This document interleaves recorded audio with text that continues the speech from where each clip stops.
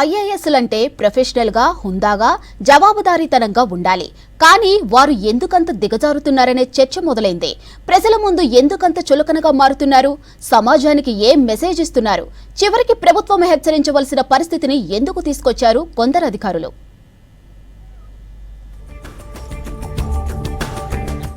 IAS అంటే ప్రభుత్వ నిర్ణయాలపై ప్రజలకు అవగాహన కల్పించాలి. ప్రభుత్వ పథకాలు ప్రజలకు చేరుతున్నాయా లేదా అనే దానిపై ఆరా తీయాలి. ఒకవేళ ప్రభుత్వ పథకాలు ప్రజలకు అందకుంటే అర్హులకు పథకాలు అందేలా ఏర్పాట్లు చేయాలి.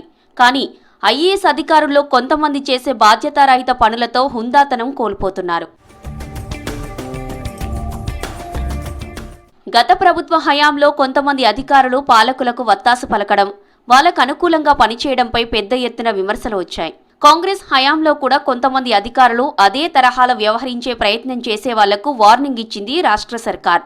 అధికారుల తీరులో మార్పు రాకుంటే చట్ట ప్రకారం చర్యలు తీసుకోక తప్పదని హెచ్చరించింది సర్కార్.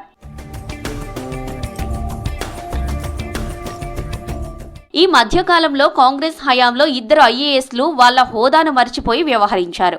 కంచె గచ్చిబౌలి భూములపై సీనియర్ ఐఏఎస్ అధికారి సోషల్ మీడియాలో తప్పుడు వార్తలు షేర్ చేయడం, ఆ తర్వాత దాన్ని సమర్థించుకోవడం పెద్ద చర్చనీయాంశంగా మారింది. 2 రోజుల క్రితం ఓ ప్రభుత్వ కార్యక్రమంలో మరో ఐఏఎస్ అధికారి ఏకంగా సీఎం కాళ్లు మొక్కే ప్రయత్నం చేశారు. ఈ ఘటనలు ఐఏఎస్ అధికారుల్లో మరింత చర్చకు దారితీశాయి.